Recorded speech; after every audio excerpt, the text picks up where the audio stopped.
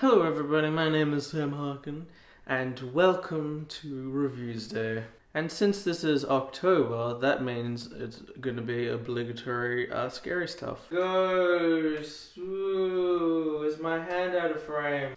So today we are going to be reviewing Stoker, which I should have got because I own it.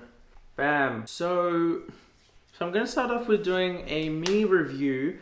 But if you want to see a full-length version, I actually reviewed this when it came out, and I'll just link it. So just watch that if you want to see a full version.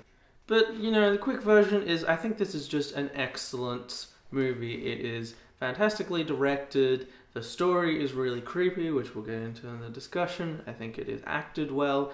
I will definitely say that the start of it is definitely a bit slow. But, when it gets involved, it gets really creepy and really tense and really awesome. So the thing that I absolutely love about Stoker, and the reason that I brought it up as a scary movie, is its specific way of using tension. Now, this is something that seemingly is something that Park Chan-wook, the director of this, and also Old Boy, and the other movie of which I've actually watched, which is Sympathy for Mr. Vengeance, I think. And the thing that always strikes me about this director is the fact that he uses tension and drama in a somewhat horror-like way of what you would usually find in a standard horror movie, and that's kind of a tension and release kind of thing. You have a scene where, say,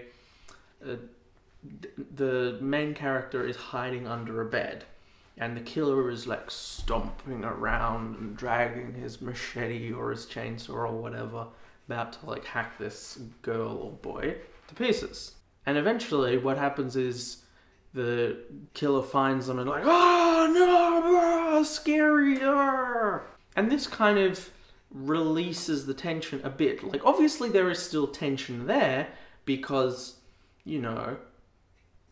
he's got a machete and he can see a victim that could be a potential victim. But at the same time, knowing that the person has seen the other person means that, all the apprehension and all the tension and all the kind of, oh, what's going to happen kind of thing is released because, we can see, oh, this is what is currently happening. And this is also kind of very prevalent when we have kind of jump scares, like Five Nights at Freddy's, or just, movies that have like moments in it where like, that's a little bit too silent. The obvious response is, oh god, something scary is going to happen. It's going to happen. I don't know what it is. I don't know when it's going to happen, but it's going to happen. And so in that way, we're still directed towards, tension.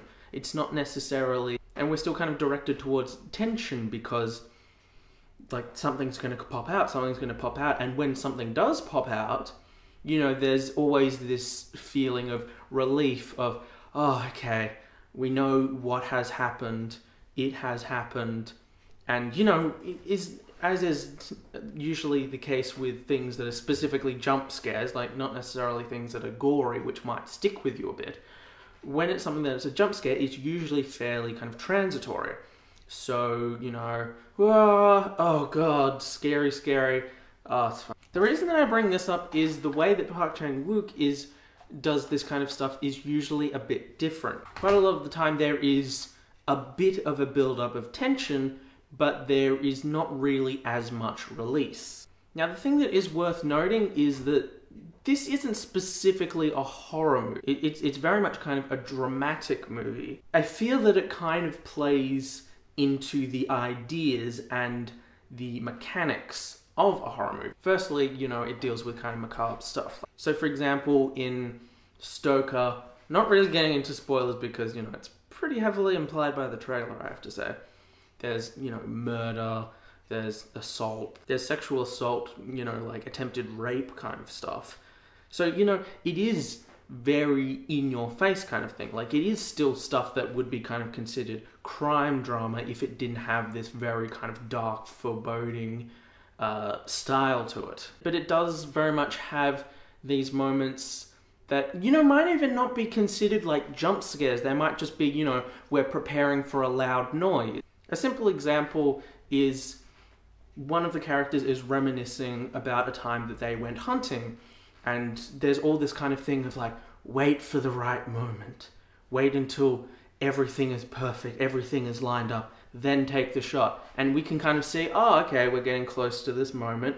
We kind of zoom into it, like pulling the trigger, and then all of a sudden cutting away, oh, the flashback. That's not necessarily a thing of horror, but at the same time, there's a feeling of like anticipation, loud noises coming, and then it's just kind of pulled away. In fact, it's probably kind of poignant that when we do actually have a gunshot, it's basically at the end of the movie. Like, it's the very ending to the climax of the movie. Like, at this point, there's, you know, like a minute or so left to have the kind of, very existential, philosophical kind of meaning behind the whole film moment. That's just a really brilliant way of doing things. And that's really the main reason that I like this movie. It really... It downplays death. It doesn't make it this big dramatic thing. It just kind of lingers. Everything lingers. The tension lingers. And you're not really given any of the catharsis of the release until, you know, the movie's over. And I think there's something so powerful about that. You know, like, I really don't like the dark, noir-y kind of thing. But this is a similar kind of tone. But it works so well because the entire time we're along with them in this kind of almost ordeal of a movie, which sounds very bad, but it's a fantastic movie. That's pretty much all I have to say. I'll probably talk for way longer. Now, as you probably know, I'm not doing the awesomes this month. I'm going to just kind of sprinkle it in, and I'm going to do that now. All the links to like all of these are in the description if you would like to check them out. So I decided to include 1989 and 1,000 Forms of Fear by Taylor Swift and Sia, respectively, in my best albums, simply because, well, firstly because I enjoyed them, but secondly because even though they were released in 2014, you know, we're in October and I haven't really listened to any other albums that can compete with Fruit by Marina and the Diamonds, and I want there to be some competition because I have bought a lot of albums this year. So I included them since, you know, we had singles released. Metal Gear Solid 5 is amazing.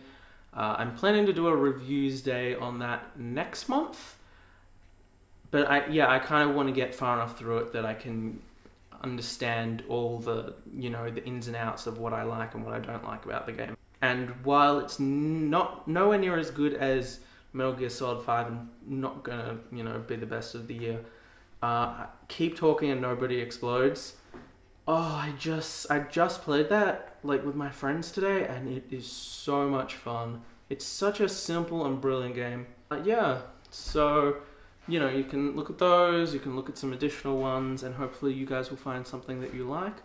Please tell me what you thought of favourites from this month, what your favourites were from the month, and what you think of Stoker. So, yes, hopefully you guys have very spooky Halloween time. That's a good outro, right?